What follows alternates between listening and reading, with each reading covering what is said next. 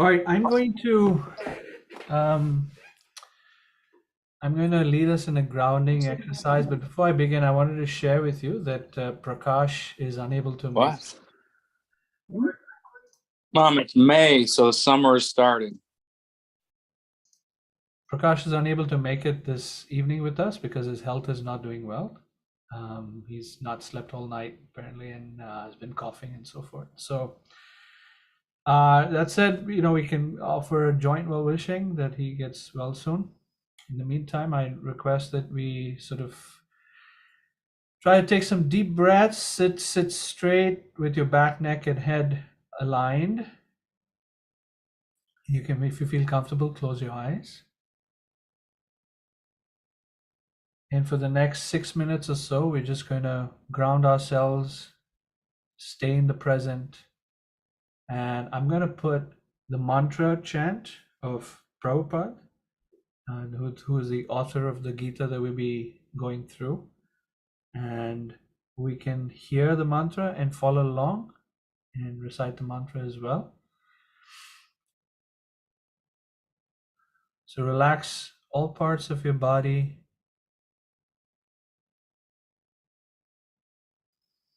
And take deep, nourishing breaths, being aware of how we are supported by Mother Earth. We're supported by these involuntary systems that keep us alive.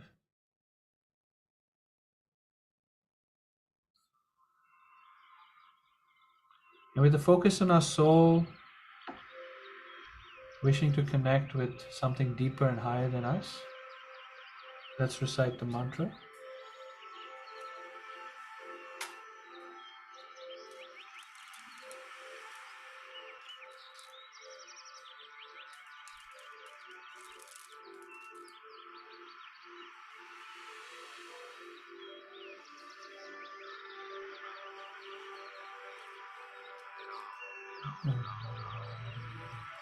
Hare Krishna, Hare Krishna, Krishna Krishna, Hare Hare, Hare Ram, Hare Ram, Ram Ram, Hare Hare.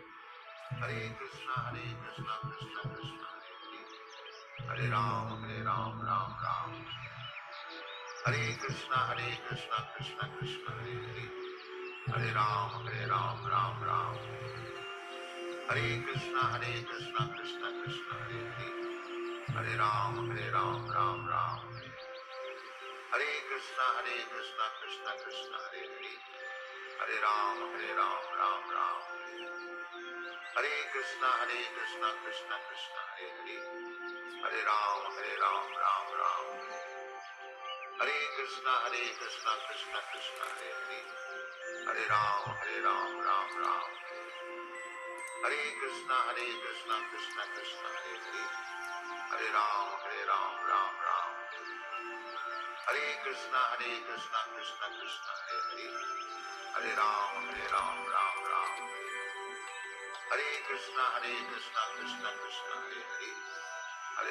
Hare Ram, Ram Ram,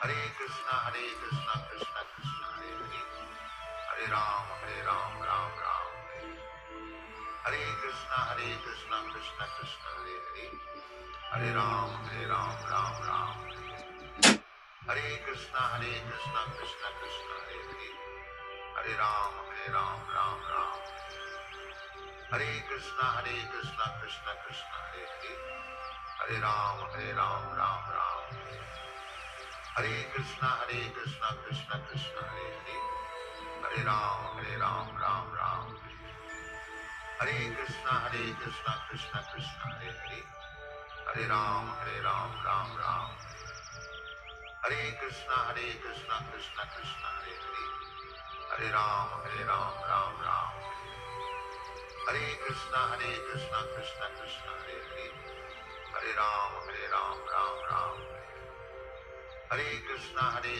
Krishna Krishna, Hare Hare, Hare Ram, Ram Ram, Hare Krishna.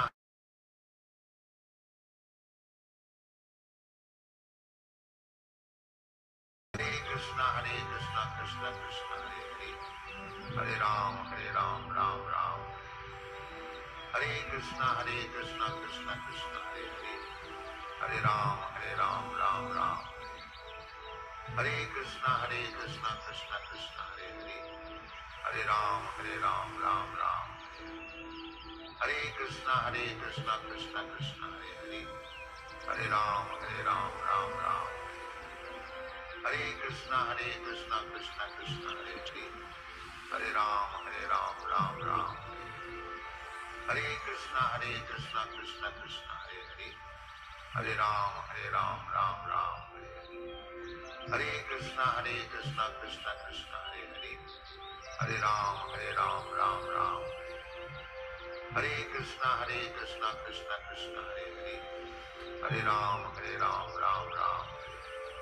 Hare Krishna, Krishna Krishna, Hare Hare. Hare Ram, Ram Ram.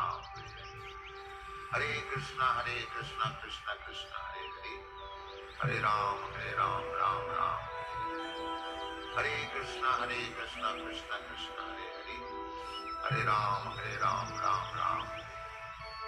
Hare Krishna, Krishna Krishna, Hare Hare. Hare Ram, Ram Ram.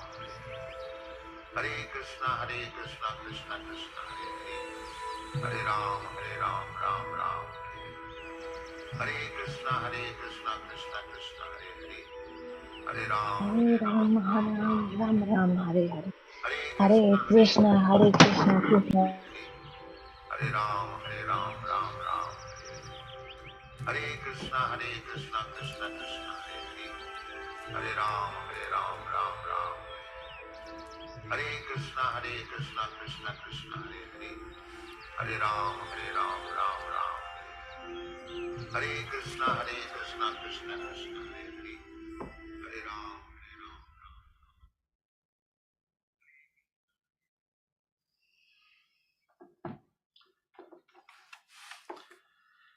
So let's bring our consciousness back to our breath.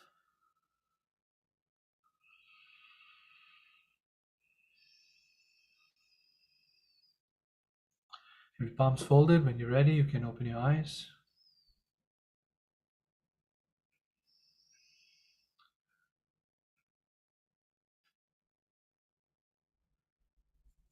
Okay. So once again, for those who've just joined us, welcome to the second part of our 18-week crash course on the Bhagavad Gita, Bhagavad Gita 101. Today we're going to cover chapter 2, which is entitled The Contents of the Gita Summarized. So for those who were here last week, we went through, Prakash went through the introduction to the Gita, and then chapter 1, which was a lot with the short time that we had. Now I'm going to try to cover chapter 2, which, what might I say, is the second largest chapter in the Gita. The largest chapter in the Gita is chapter 18, the conclusion of the Gita, that has 78 verses. Chapter 2 has 72 verses. So how we're going to split this up is we did the first 10 minutes of a grounding meditation exercise. The next 30 minutes, I'm going to present part 1 of chapter 2. Then we'll do some breakout groups where we sort of do some integration exercises, reflections, and learnings and so forth. And we come back from our breakout groups, we'll do part 2 of the discussion of going through the content of chapter 2. And then we'll end with the last 10 minutes with question and answers or comments or reflections that you'd like to share with the larger group. So that'll take us all the way up to 9:30 Eastern. As you can imagine, there's a lot of content, and I might choose to make sure that we keep to time. I might choose to skip a few slides, a few concepts. So if you see me doing that, know that that's my plan, is to try to keep us to time, and at the same time try to get as valuable content, valuable information, valuable teachings and wisdom that comes from the Bhagavad Gita. So once again, for those who are not aware, Prakash couldn't make it tonight. He was going to join us, but his health is not doing so well. All right, so Bhagavad Gita chapter 2. Another title, another name for Bhagavad Gita chapter 2 is also called Sankhya Yoga. And Sankhya literally means to count. That's the literal definition. And the yoga of counting, or you could say the yoga of trying to analyze the material world, is known as Sankhya Yoga. And that's much, or I would say maybe half of the content of the Bhagavad Gita second chapter is about Sankhya Yoga. But there are many, many concepts presented by Krishna in this chapter. So the Bhagavad Gita that we will be referring from, there are many commentaries, as was discussed in the previous week. The one that we will be referring is the one that's written by His Divine Grace Bhaktivedanta Swami Prabhupada, and his Bhagavad Gita as it is the book that he wrote. So often during the conversation, I will refer to Prabhupada just as Prabhupada, the name Prabhupada, and that means his entire name. He's got a pretty long name. AC is even shortened. It's Abhay Charanaravinda Bhaktivedanta Swami Prabhupada. I'm going to recite some auspicious mantras. It's called Mangalacharan, auspicious invocation mantras. It's in Sanskrit. I'm just reciting these few ones. What this does is it sort of creates a space. It creates a environment within which spiritual topics and deeper, more past the veneer of material existence, we kind of enter into subtle subjects that we may not be able to access on a typical day. So by reciting these auspicious invocation mantras, it helps us to access science that's more subconscious, that's more of the soul. That said, I'm going to recite them. If you know these mantras, feel free to recite them with me.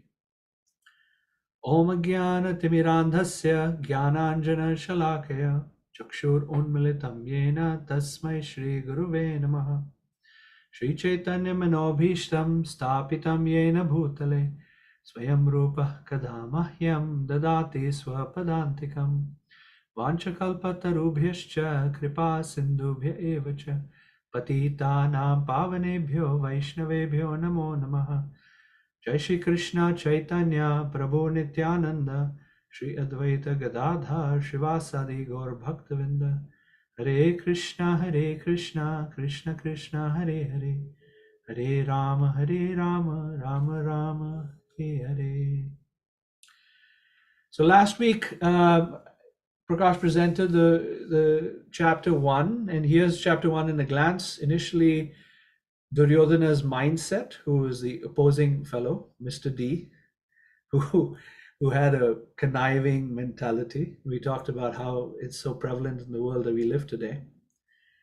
And despite that conniving mindset, and despite having a larger army, there were many signs of victory for the Pandavas. The Pandavas are, you could say, headed by Arjuna from the standpoint of him being the greatest warrior of all time. So Arjuna is the person learning in the Gita, and in the first chapter itself, there are subtle signs indicating that ultimately the fight is to be his, the victory of the fight is to be his.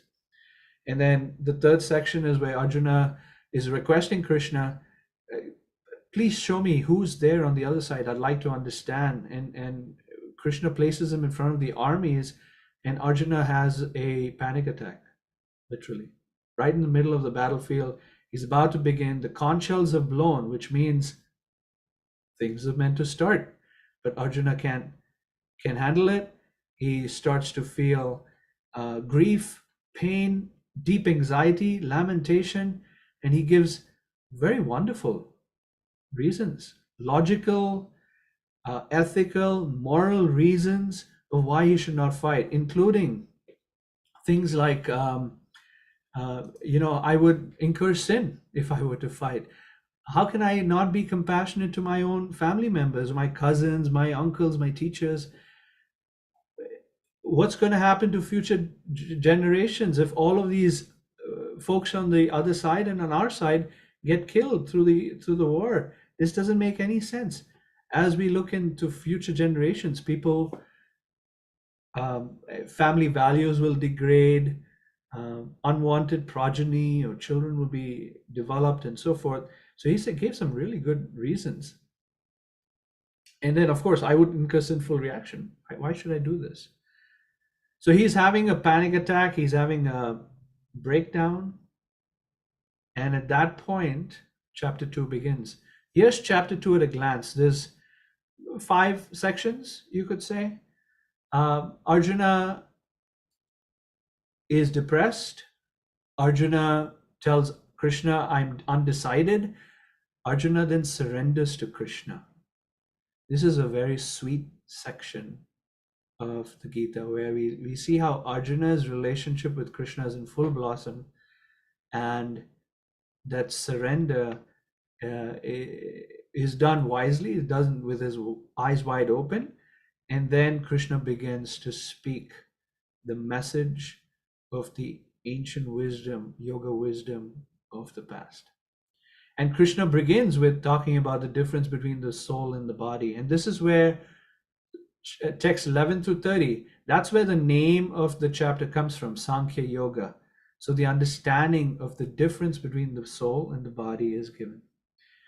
In the next small little section, text 31 to 37, is where Krishna urges Arjuna to perform his prescribed duty, which in his case is to be the warrior and to protect people.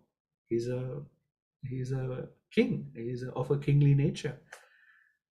So he argues, in the previous section, he argues from a spiritual understanding why Arjuna should fight. In the third section here, he's arguing with Krishna, fight based on your prescribed duty. Next, then Krishna speaks about Buddhi Yoga. There's another word here called Nishkam Karma Yoga. But Buddhi Yoga or Nishkam Karma Yoga means, you could just say Karma Yoga. So Buddhi Yoga or Karma Yoga, based on that, Arjuna fight. And then finally, the last section, Arjuna asks Krishna a nice question. What are the symptoms of a Sthita Pragya? In the Sanskrit, that means who's someone who has fixed consciousness? And Krishna gives lucid explanations of what that looks like, what's the aim of such a person, what kind of work they do, and then finally what kind of destination they achieve. So this is, again, a chapter at a glance. The way I like to look at chapter 2 is in a very simplistic way. And hopefully this sticks in your mind well. Really simple. Chapter 2 is, okay, Arjuna surrenders to Krishna and asks Krishna, please explain to me, what shall I do? Krishna puts everything on pause. And he offers him Sankhya Yoga, the analytical study of the world. So if you were to, because time is moving, nobody here can stop time. But if you were to stop time, if you were to put a pause on time and say, okay, let's analyze everything that makes up this world. What are all the elements that make up this world? That study is called Sankhya Yoga. And it can be separated into just 2 elements as matter and spirit. And that's what chapter 2 gets into. But it could be even separated into 8 different elements that make up this world. And that is explained in chapter 7 of the Gita. But then in chapter 13 of the Gita, it explains 24 different elements that make up this world. Or if you go into the next level of the Gita, known as the Bhagavatam, it explains another 24 and explains 28 different elements that make up this world. So Sankhya Yoga can be viewed from different angles of vision. In the second chapter of the Gita, it's very simplistic. Krishna is just presenting, this is matter, and this is spirit. What's the soul and what's the body? Really simple, just two items. Okay, and once you've done that, you've understood it, now you hit the play button. When you hit play and you've understood who you are, now you know what to do. Because Arjuna was giving him all kinds of reasons of why he didn't want to fight. But Krishna said, hold on, hold on. First ask the question, who are you? Which is answered by the Sankhya Yoga portion. And once you understand that, now you can press the play button and understand what you should do. And that's Buddhi Yoga, or action with spiritual intelligence. It is interesting to note that all of this is happening in the context of a war that's about to begin. So the Gita is urging us to not have an excuse of, I don't have time. Now, Arjuna could have said, I don't have time for this stuff. But right in the midst of a battle that was about to begin, Arjuna is being thoughtful and Krishna is being kind with his wisdom to share that first figure out who you are, then understand what to do. So even in the midst of our most busy days, inquiring and resetting, hitting the reset button for ourselves, hitting the pause button and reconsidering, why am I doing what I'm doing, is so important according to the Gita. So Arjuna had much compassion. We see this in the first chapter. I've shown a quote here from the first chapter. In the very beginning of the second chapter, on the bottom it shows here, Bhagavad Gita 2.1, where the kripaya, the word kripaya is used. Even in the previous quote here is kripaya. Kripaya means with compassion. Arjuna was full of compassion, his mind depressed, his eyes full of tears. Being compassionate, being kind, having a soft heart is a fertile ground upon which one can grow spiritually. But also because Arjuna was depressed and Arjuna was in a predicament in his life, those kind of situations in our life often tend to be pivotal points, or you could say forks in the road, where we start to or can explore something deeper. Said another way, being dejected or being depressed or facing some kind of misery in our life is an impetus to search out spiritual life. It was for Arjuna back in the day, in 5,000 years ago, and it holds true even today. I know I've experienced it myself. I've seen it with others as well. I want to say that the Gita is going to challenge our deeply held values. Be ready for it. Generally, fighting is considered to be bad. A spiritual text like the Gita is founded upon a war that God, and Krishna is considered to be God, is urging fight. At the same time, he does talk about nonviolence later in the Gita. But it is so interesting that he's inciting Arjuna to fight despite compassionate reasons Arjuna gives him, despite comfort reasons and happiness reasons and family relationship reasons and family tradition reasons and so forth.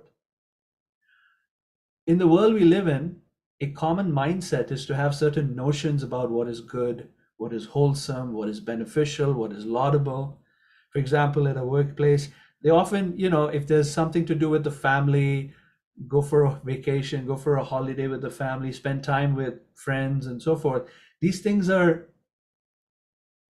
almost at the highest pinnacle of what's of value. But the Gita at the very outset is challenging that common mindset. Krishna wants to blow our minds. Are we ready? Are we ready to have our minds blown about our deepest held values? So when Arjuna was in this depressed state, the second verse of chapter 2 begins with Shri Bhagavan Uvacha. Uvacha means speak. Shri Bhagavan means one who possesses all opulences. Bhaga means opulences, Van means possesses. So one who is basically the Supreme. And he immediately begins chastising Arjuna. He calls him impotent. Arjuna, where's this weakness of heart befallen you? Krishna doesn't judge him. Krishna understands that Arjuna is temporarily bewildered. Arjuna has this temporary confusion going on. So Krishna doesn't judge him, but Krishna asks him, why are you in this confused state of mind? He sees there's a difference between the real Arjuna, the soul, and the bewilderment and the confusion that's masking the soul, that's Arjuna. And his language is according to that kind of understanding. Generally, we label a person to be confused, or we label a person to be impotent, or we label a person to be weak. But Krishna understands, of course, he's the Supreme, so he doesn't judge him for being weak. He says, where has this weakness befallen you? How has it come upon you? And then this Bhagwan concept is then explained. What is God anyway? There's three different aspects of this concept of God in the Vedic literature. There's something called Brahman. Brahman means spiritual light. Paramatma, which is the super soul within the heart of everyone. And then the ultimate understanding of God is Bhagavan, or the possessor of all opulences, the person, a personality. So a couple of examples to explain this. One is the sun rays and the other one is a train. The sun rays are like the Brahman, the light, the spiritual light emanating from God that supports everything is known as Brahman. Just like sunlight supports everything in this world, in our world. The sun globe is something more localized. It's closer. It's the Paramatma. It's the super soul within our own hearts. That voice of consciousness that gives us wisdom, that's within our own heart. And then the last is the personality within the sun. In the Vedic understanding, there's actually a sun god. So the personality within the sun can be considered like Bhagavan. Or another analogy is the light of the train. As you can see, the light shining forth from the train is the light of the train. Then as the train comes closer, as you see the train with shorter distance between you and the object, you actually see this, wow, there's a compartment. So that's an understanding of the super soul within. And then when you enter into the train, you actually see people inside, or the conductor, the driver, the train driver that is driving the train. And that's akin to the Bhagavan conception, or the personality of God conception. So there's three understandings of God, and they're different yoga processes that take one to different realizations of the Supreme.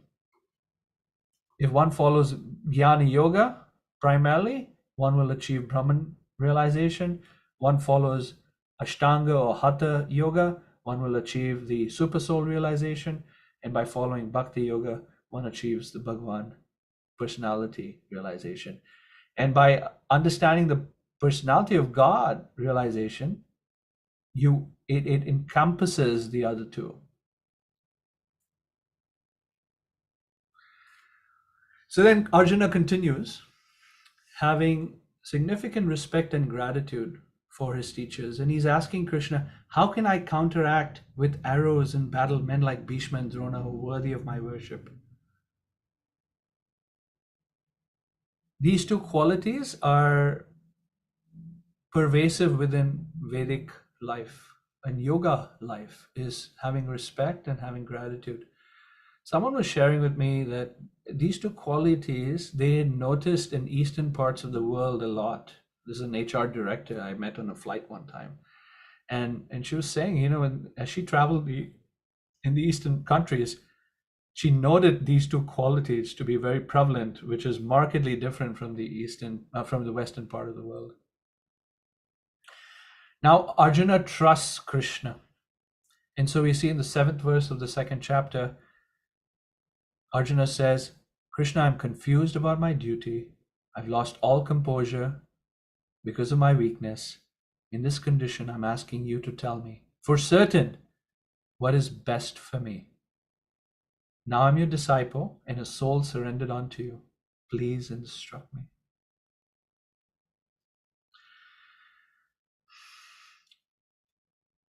Trusting someone in such a way to seek wisdom requires two things. Requires competence and character in whom one is placing trust.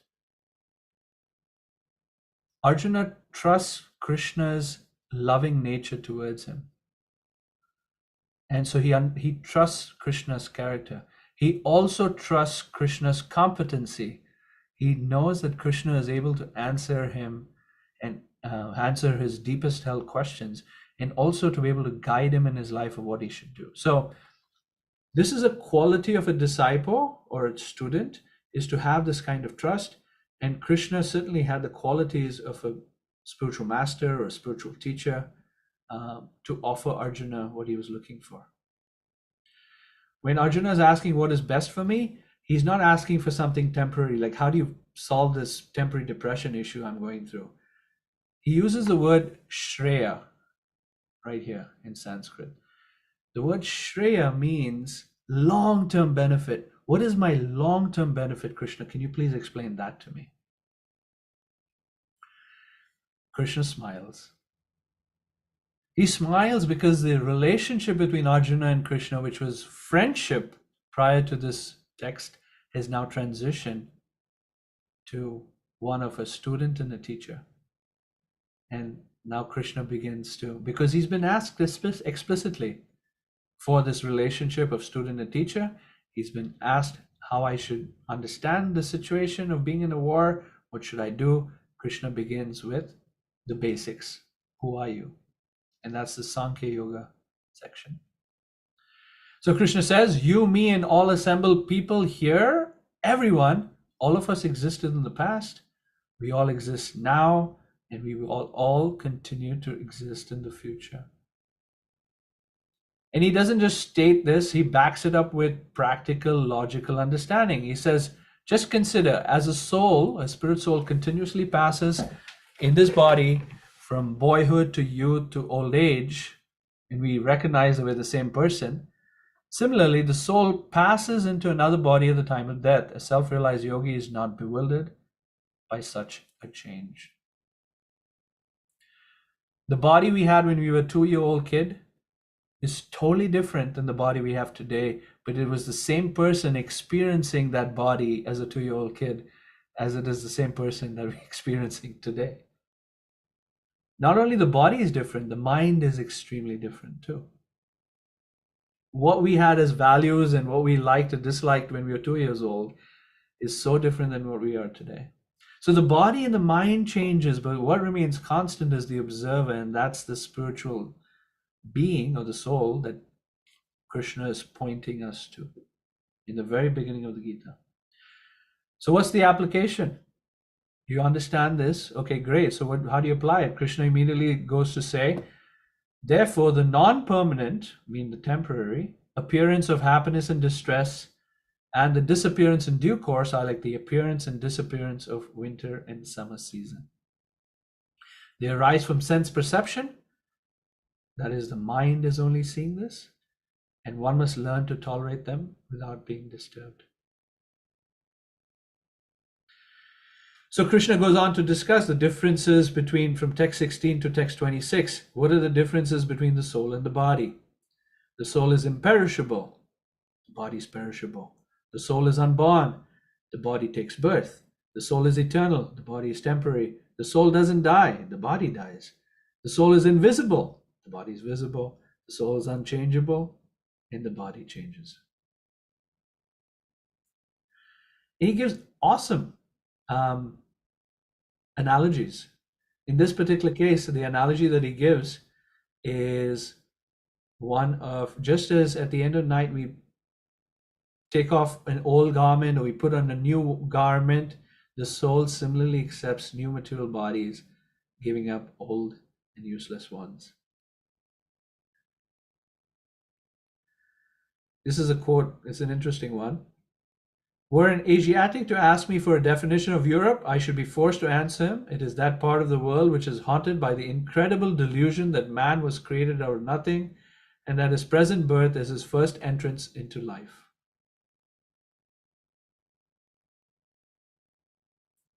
Here's qualities of the soul. The soul can never be cut to pieces by any weapon, nor burnt by fire, nor moistened by water, nor withered by wind. Unbreakable, insoluble. The soul is invisible, inconceivable, immutable. So this takes us up to text 25.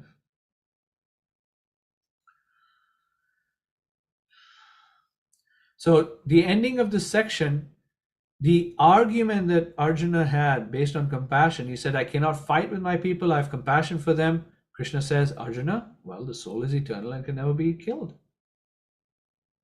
That's why you don't lament. Just perform your duty and direct your compassion for the soul, not for the body. What would be best? One of the examples, hey, some of those people you're going to kill or potentially going to kill on the other side of the battle, they're old anyway. In fact, you'll be helping them get a new body by killing them.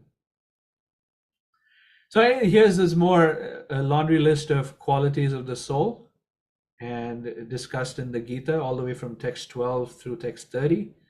I'll let you review them on your own. I'll distribute these slides later. So how does knowing about the soul help us? It helps us to let go of things that don't matter, and it also gives us a higher identity and a higher purpose of life. It helps us with the paradigm shift. It challenges our value systems. All right.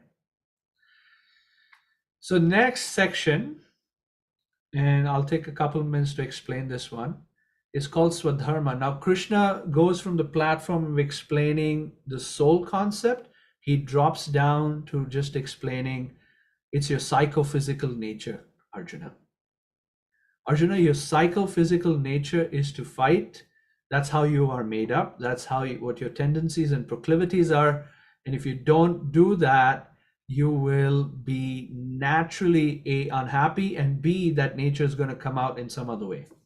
So Krishna urges him, fight. And if you win, you enjoy the kingdom. If you lose, you enjoy heavens. You'll actually, because you're performing your duty, that will accrue to you pious credit. But if you don't fight, you give up your duty, which is sinful, you'll become infamous because you walked out of the battlefield.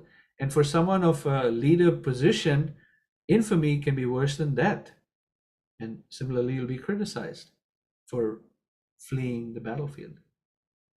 So that takes us to text 37 in chapter 2. So Arjuna then asks, well, won't such work bind me? Or Krishna says, you fight for the sake of fighting without considering happiness or distress, loss or gain, victory or defeat.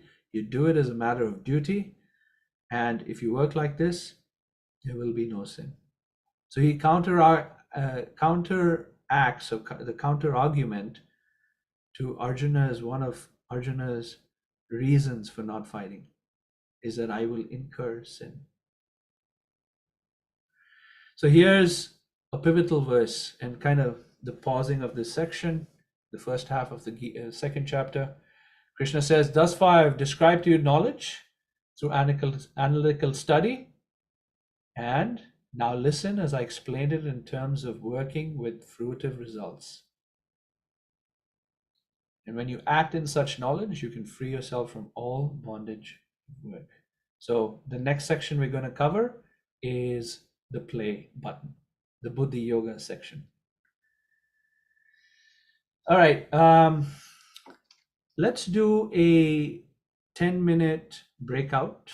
I'm going to stop sharing. And see, so the breakouts are going to be, what are your reflections? What are your learnings or something that got reinforced for you? Perhaps a question that came up for you. Take some time to discuss with your partners. I'm going to stop sharing here and get us broken out into groups. Sign automatically. Oops. Create. All right. Please join your groups and discuss your takeaways or some of your reflections.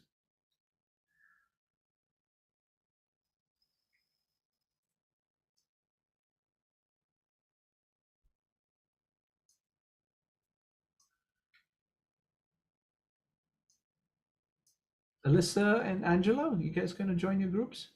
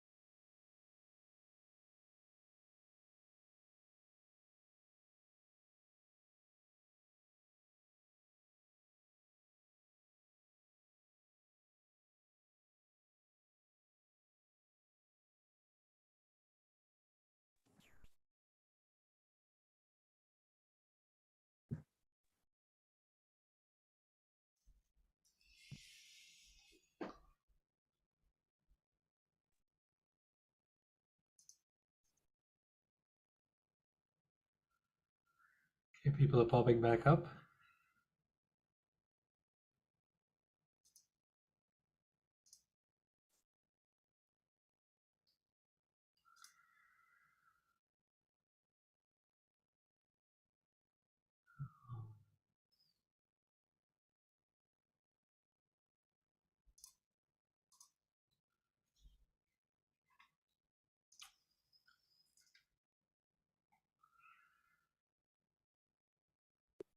Okay, joining now.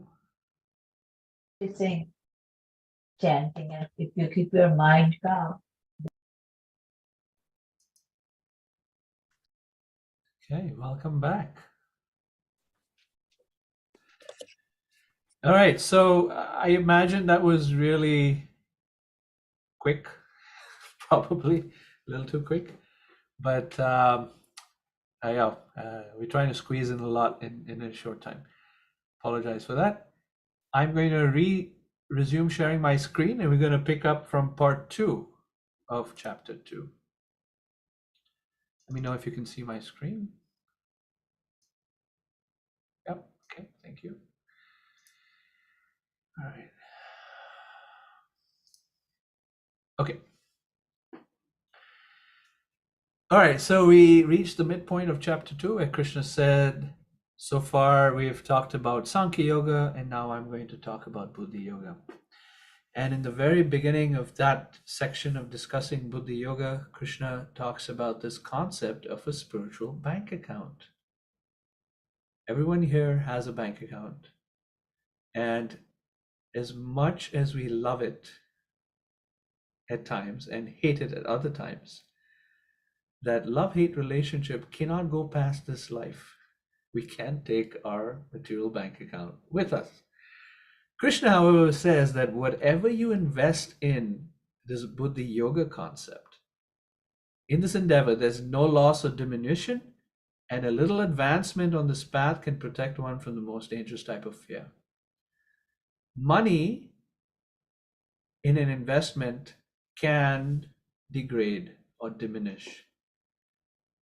Investment in spiritual consciousness through Buddhi Yoga or Bhakti Yoga can never diminish. It's permanent asset.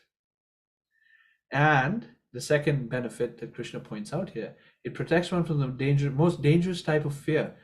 And from the Vedic perspective, yoga perspective, what is that fear? That fear is the degradation of the soul in the next life to enter into a perhaps less favorable body, like an ant body, a mosquito body, or plant body, gruesome animal body, whatever. So it protects the degradation of the devolution of the soul through the devolution of consciousness.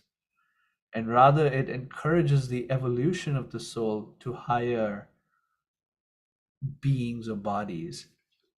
And it's the fear of that devolution that Bhakti Yoga, Buddhi Yoga protects one from. So we're investing in a bank account. It's a bank account of spiritual consciousness. And he talks about this feature of Buddhi Yoga. It's where you have a focused mind. It's a powerful, this verse, this is text 41 on the left side. Those who are on this path are resolute in purpose. Vyavasayatmika buddhi. Buddhi means intelligence. They have single-pointed intelligence. And the intelligence of those who are irresolute is many-branched.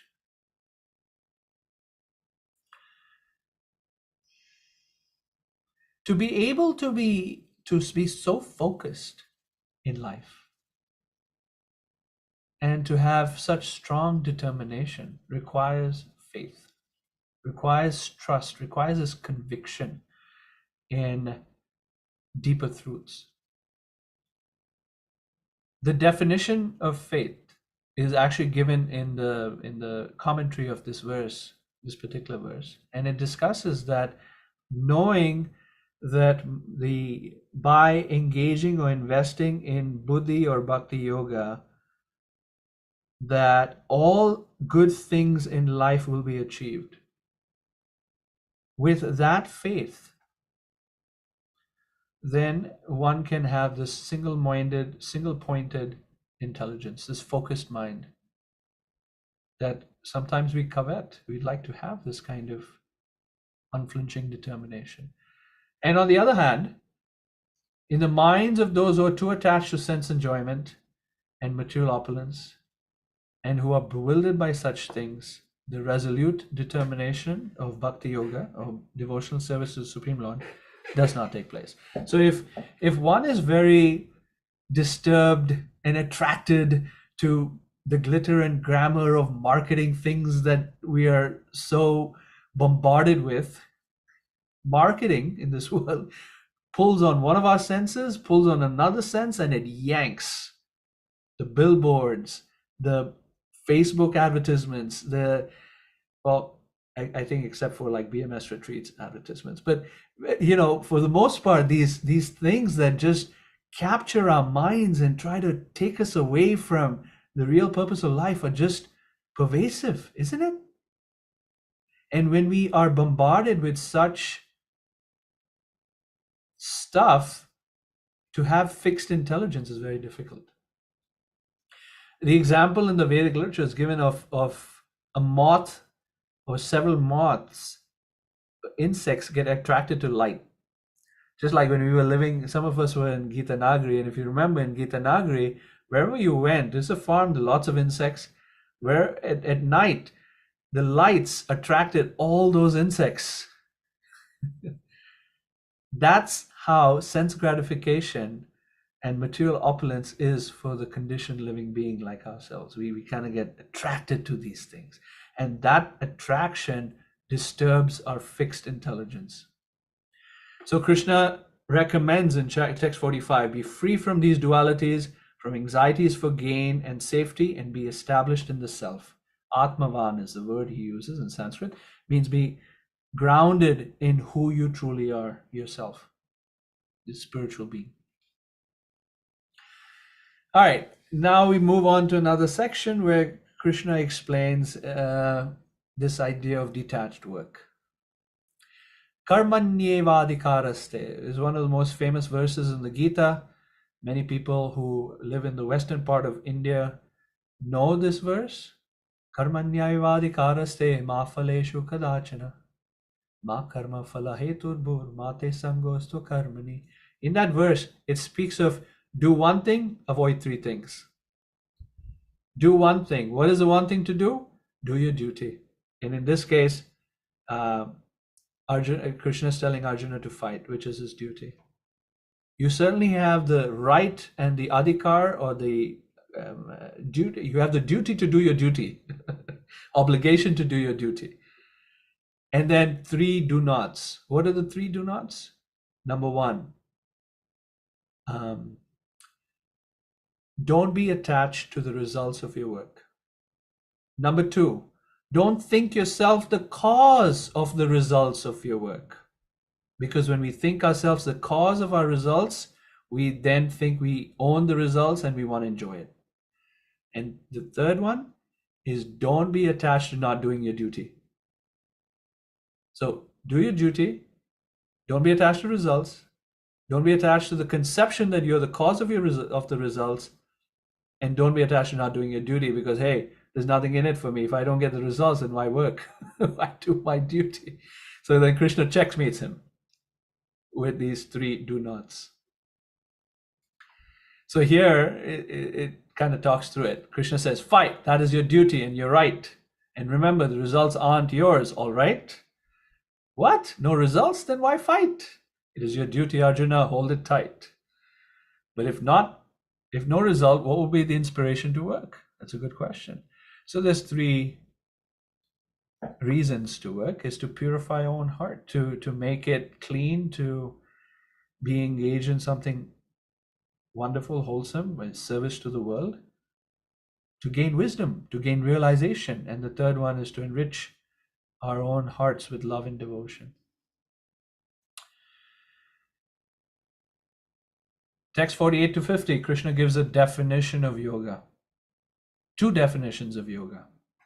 Perform your duty equipoised, or Arjuna, abandoning all attachment to success or failure. Such equanimity is called yoga. Equanimity is called yoga, where you're not attached to being a success or a failure. And the second definition of yoga, a man engaged in devotional service rids himself of both good and bad reactions even in this life. Therefore, strive for yoga, which is the art. I like that word. In Sanskrit, it's yoga karmasu kaushalam. The word for art is kaushalam. It's the art of all work. Yoga is both a science and an art. It's so tricky to engage in activity yet be detached from the result. It's like a balancing act. It's like standing on tightrope and trying to go across the tightrope, isn't it? Not be attached, be detached yet work. And so yoga is it's an art. To grow that kind of consciousness, it takes some skill and some art, but it's also science, because how you apply it, if applied according to the prescription of the Gita, then you get the same result every time. It doesn't matter who applies it.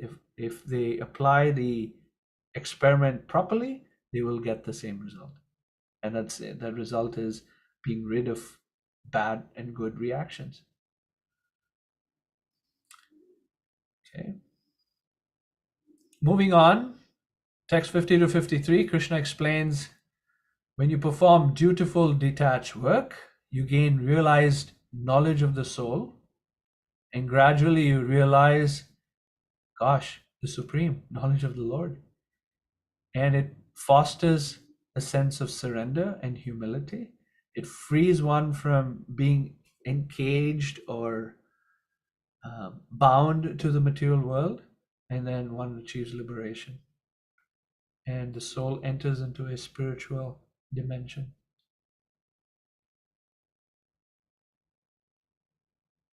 So, this is an eye chart a little bit, but Arjuna hasn't spoken since, if you remember text 7, Arjuna asked the question, Krishna, I'm a soul surrendered to you. I'm confused. I'm weak. I don't understand what I need to do. Please help me. Please tell me what's best for me. Tell me what's Shreyas, the ultimate good for me.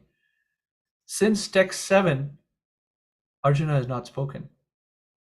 Come here to text 54. Krishna speaks about this buddhi yoga concept, where one's buddhi or one's intelligence is very fixed, very focused, very powerful, sharpened by the sword of knowledge.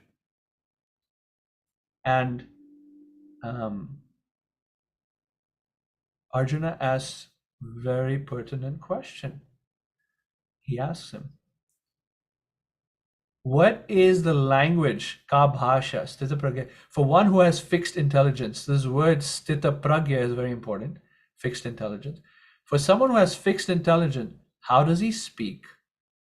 What's his language? How does he sit and how does he walk? It seems weird. Is he asking, what is his gait? Does he have a little limp to him? Does he have one of those, fancy walk that we go, wow, that's pretty cool, walk, What's he asking? It's deeper than that. Arjuna is asking, first of all, what's his language? Meaning, how does he reveal his position? Like, what's he interested in? What does he speak about? How does he react to actions of others? There's a story. Maybe I have some little bit of time to tell the story.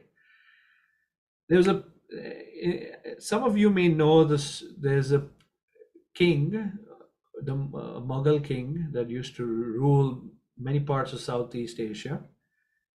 His name was Akbar. This was maybe 500-600 years ago. And he had a minister, and his minister was extremely sharp. The minister's name was Birbal. And there was a person that came to Akbar's court and said, hey, I know so many languages.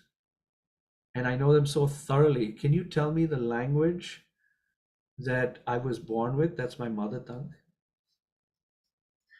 And so Akbar, the king at the time, and several of his ministers tried in so many ways to find out what is the language, the mother tongue of this individual. They tried so many different things. Nothing worked because he was so fluent in every language that they tested him on. Finally, this sharp minister of Akbar named Birbal said, I got it, don't worry about it. At night, while this person was sleeping, he dropped a bucket of water on his face. And immediately the profanity that came out of his mouth while he was sleeping revealed his mother tongue. And so the moral of the story is this. When Arjuna is asking Kim Prabhasheta, what does he speak, or what is his language?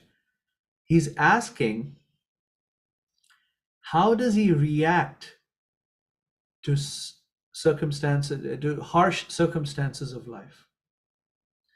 To know how we're doing spiritually, our spiritual consciousness, a litmus test of it is based on how we react when the going gets tough. That's a litmus test of our evolved consciousness or not. So if you want to know if someone is humble, it's very easy for someone to express humble words and humility when going is easy. But when humility is squeezed out of a person's language during the time of intense pain or misery or suffering or relationship concerns or relationship issues, then we know that is real or genuine humility, just as an example. But for whatever other quality of tolerance, the quality of steadiness of mind, quality of sense control, and so forth, is when we have provocative situations and we're not instigated. And it's symptomized by the kind of language we use. So that's what he's asking. What did he speak? And then how does he sit? Meaning, what does he refrain from doing? And then how does he walk? What does he engage his senses in? What does he want to do with his life and his senses? So pertinent questions. Why? Because it can help us do two things. Number one, it can tell us, who can I trust to take shelter or to receive wisdom from? Who can be a spiritual teacher for me? By understanding the symptoms of how they speak, how they walk, how they sit, and what's their language. It answers the question, who can I trust? It also answers the question, how can I evaluate myself?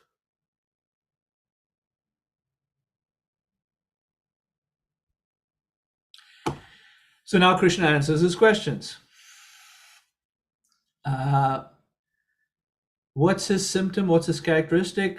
Krishna said, he looks for his happiness within. That's a symptom. He's not looking for some external validation. He's not looking for external sense gratification. He's happy within.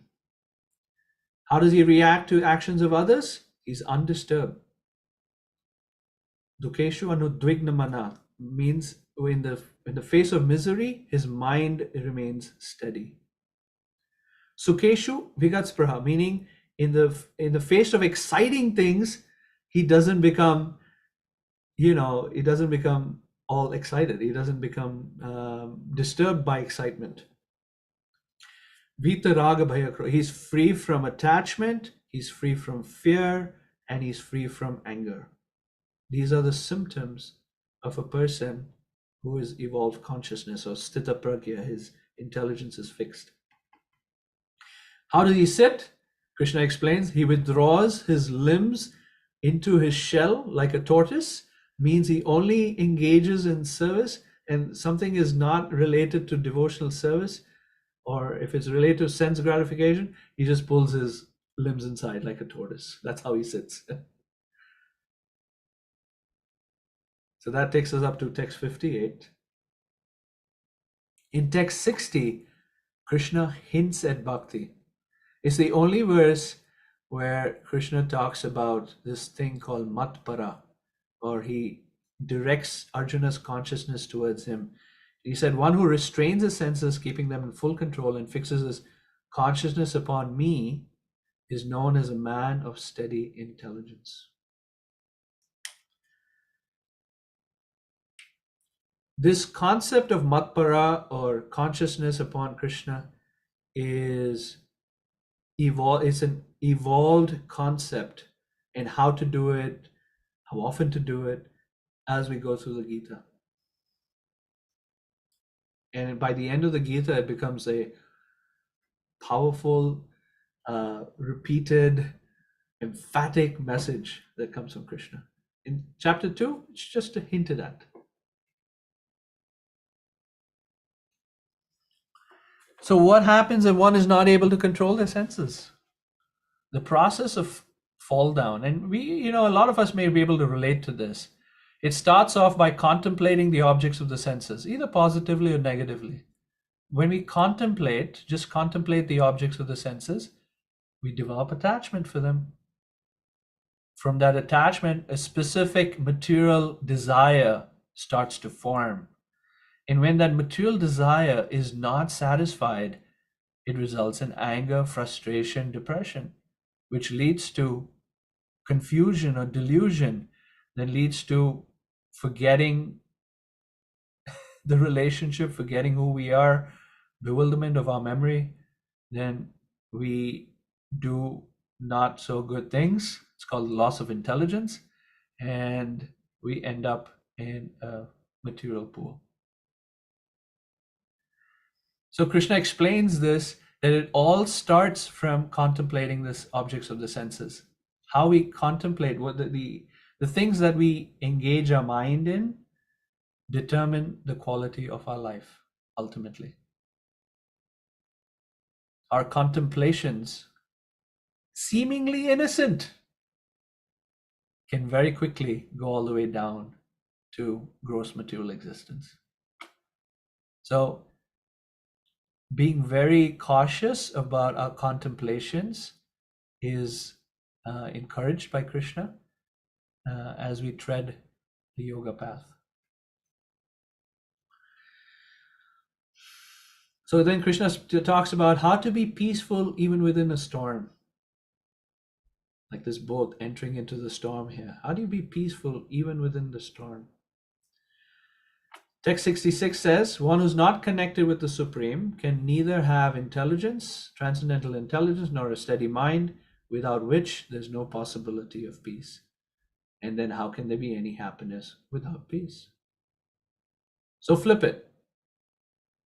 One who is connected to the Supreme can have transcendental intelligence and a steady mind, and then they have peace. And once they have peace, they can have happiness.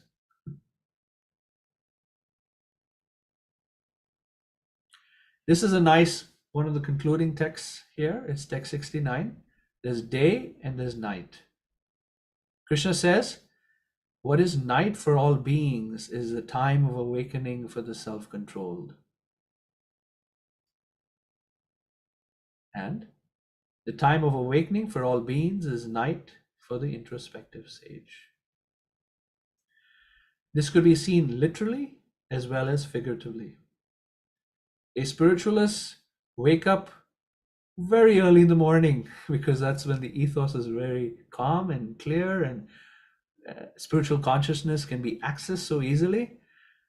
But it's time for sleep for most people. So for the spiritualist, they wake up at a time when most people are sleeping. And flip-flop. A spiritualist tends to go to bed early, and that's when a materialist says, oh, Yahoo, this is a great time to get active. Think of bars and clubs and all those things. That's literally. Figuratively, the topics that attract a sage, for materialists, they have no interest whatsoever. And vice versa. The topics that attract a materialist, all those magazines and books and YouTube videos and so forth, that attract a materialist. A sage, an introspective sage, has no interest in it whatsoever. And we see this. And what happens for someone who starts to take up a spiritual life is we start to see the separation going on between us and our family members, us and our friends. And it's a little painful. The pain is around this, the tension between what used to be our life to where we want to take our life for the future. And this tension between ourselves and either our friends or our family members is a very natural and unfortunate, almost unavoidable tension that one is going to experience as they take up spiritual life seriously. And so you'll start to see the separation of day and night between ourselves and those that are around us. All right, so this is coming towards the end of the chapter here. Krishna gives the analogy of rivers flowing into the ocean. See how there's a river gushing into the ocean here? The river is very agitated, you could say, but the ocean remains still. So, although the vast ocean is always filled with water, it is always, especially during the rainy season, being filled with much more water. But the ocean remains the same, steady. It is not agitated, nor it crossed beyond the limit of its brink. And the analogy is the rivers represent desires. So it's not material desires. It's not that a sage or a spiritualist does not have material desires bombard them. They will have material desires bombard them. But they don't get disturbed by it. They don't need to act on it. They don't try to fulfill it because they've seen it before. I try to satisfy my material desire. I may get a zip and a buzz, but it doesn't give me genuine internal soul level happiness. I know it. And so I'm not going to act on it. It's like an itch. When you get an itch, the more you itch, the more you want to itch, to the point where it might even bleed. But if you ignore the itch, it just goes away. And the intensity of its impact on your life is minimal. There's a story of Prabhupada. One time Prabhupada was in a taxi, and the taxi driver was of Indian descent also, and he saw, oh my goodness, look, you're a Swami, you're a monk. He looked back to him and said, can you do magic? And so Prabhupada said, yeah, I can do magic. What kind of magic you could do? He was all excited. Okay, this is like, mystical, spiritual personality is going to do some magic for me. Prabhupada said, you can put me in a room full of naked women and I will not be disturbed. That's my magic. And so this concept of, you could have rivers gushing into the ocean, but the ocean remains steady.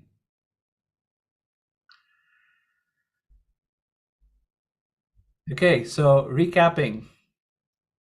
Chapter 2 begins with Sankhya Yoga. We talked about the analytical study of the world, the difference between the soul and the body. And then the second half of the chapter was putting the world on play, Buddhi Yoga, action with spiritual intelligence. Once again, here's the chapter of the glance, a more detailed version of looking at the chapter 2. All right, like I said, I'll share these slides with you. I'm going to stop sharing my screen now. And invite comments, reflections, takeaways, concerns, questions, pain points, enlivening points, whatever you want to do this free time. Alyssa, yeah, go ahead. Well, I guess my question would be this, right? Considering that we're souls in a body, is there no way to kind of elevate those physical actions and those sense perceptions versus like just kind of, trying not to engage them? I'm not sure I caught your question. Is your question, we are souls in a body, but we have to do bodily activities? Is there a way to not engage in a way to engage in bodily activities that can elevate? Yeah, exactly. Can you give me an example of what you're thinking about, and then maybe I can certainly comment on that? Well, I guess, like a straightforward example might be, saying a prayer over a meal before eating Mhm. and offering a blessing. And so that would elevate the experience of sense perception from that food.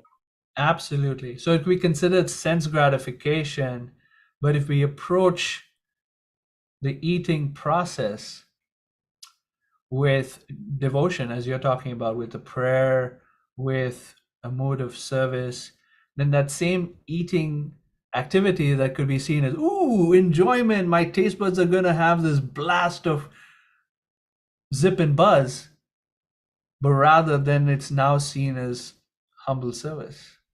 Sure. And it's not necessarily black and white.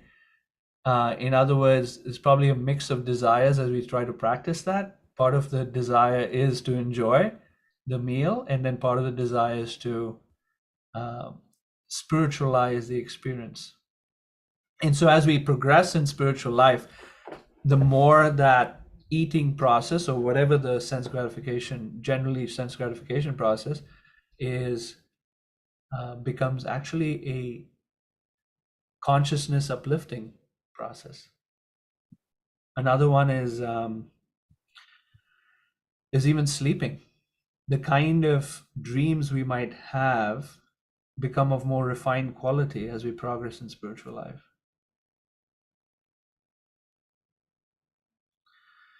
Does that make sense? Yes, thank you. Yeah. All right. Any other comment? Duty here means like kind of job that we do for Duty, living. that's a good question. What is duty? Is the word dharma, and there's two levels. I didn't talk about it. I showed a slide, I quickly went through it. But there's two levels of duties. There's duty at the level of the soul, of who we are as spiritual beings.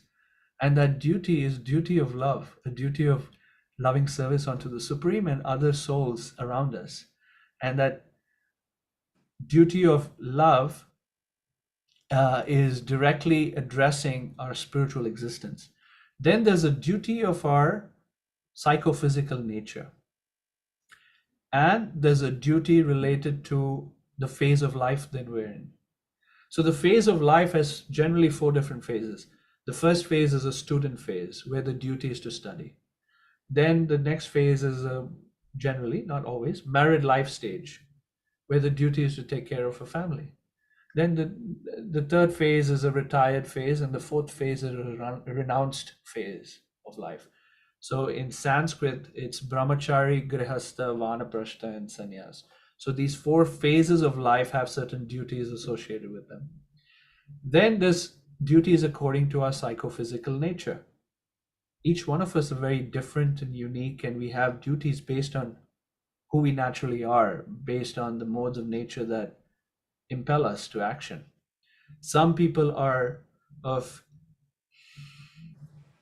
teaching and knowledge giving persons, like they call brahmanas or priests or educators or teachers or something like that.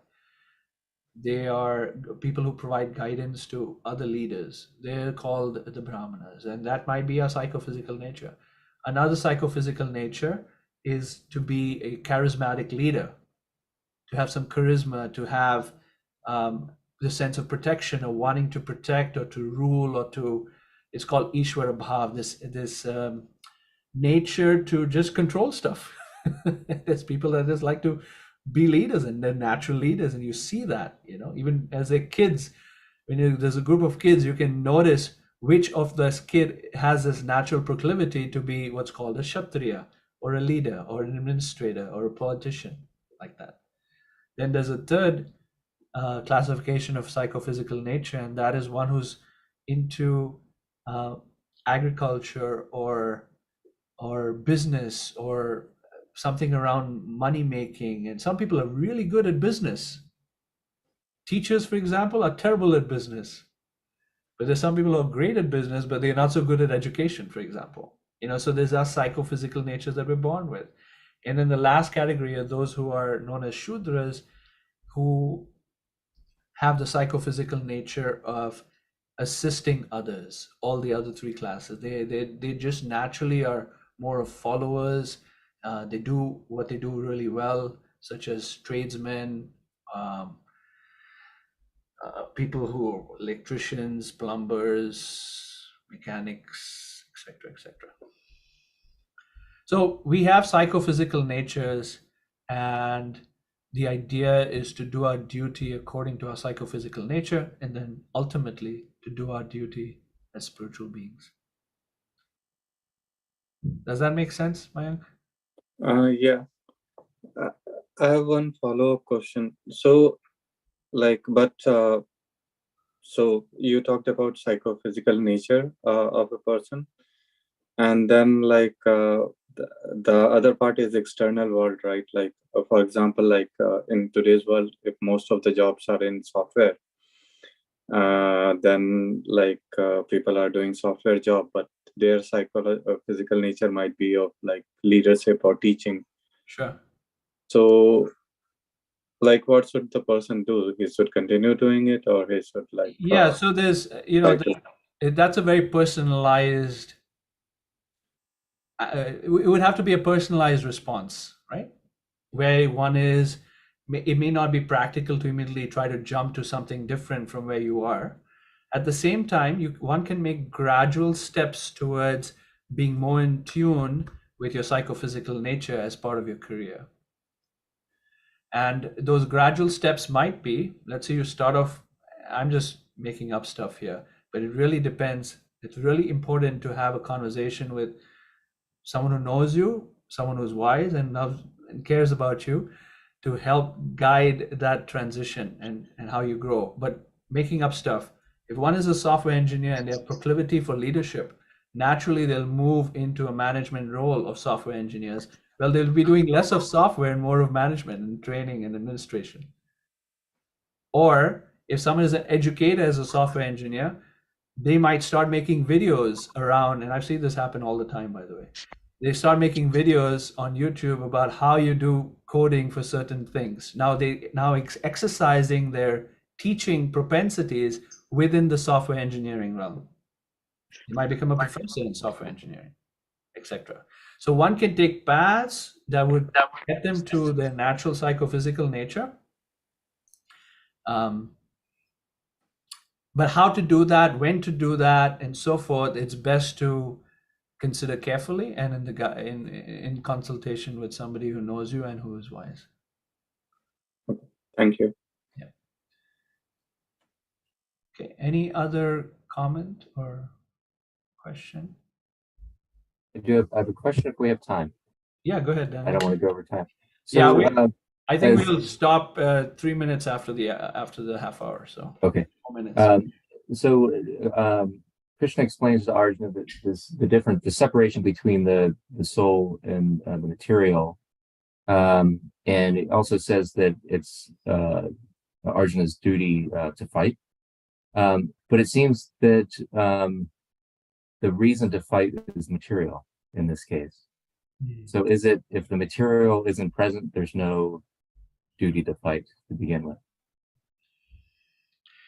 In this particular case, the duty to fight is, there's a history to it. I mean, the Bhagavad Gita is spoken at a time where it's towards the end of this entire book called the Mahabharata. So what led up to that situation is you can have incompetent, weak or low character based persons who are leading the kingdom. That's Duryodhana and his entourage.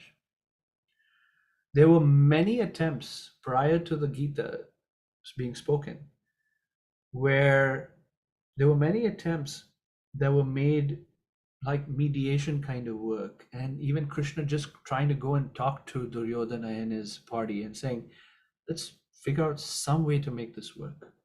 Let's, maybe even give each of these Pandavas, it's their kingdom, you've usurped their kingdom, but hey, just give them one village each. That's it.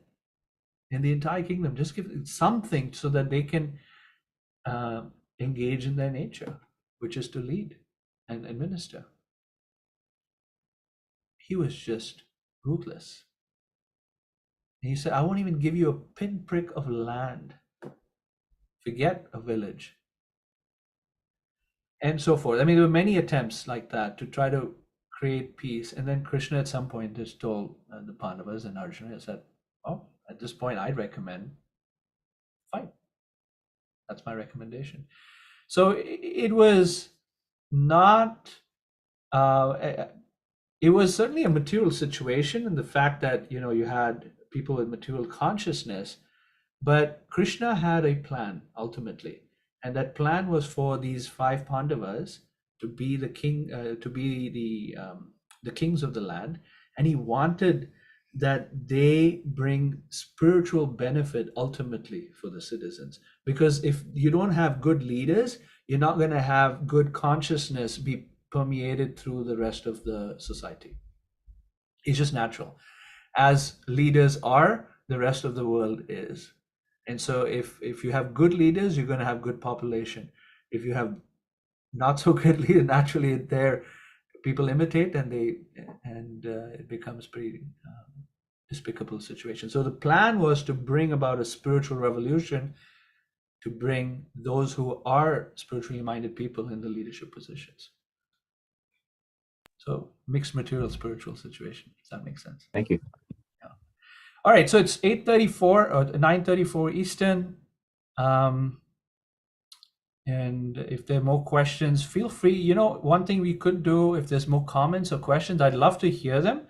So why don't you put them in the WhatsApp chat, and we can, if it's a question, we can certainly answer it. But I would also love to hear, what are your reflections? What did you take out of there? What were some maybe key learnings, or maybe even concerns? Things that didn't sit so well for you. All right. So with that, I think we'll end. Appreciate all of you being part of this discussion today. Hare Krishna, and we'll see you next week.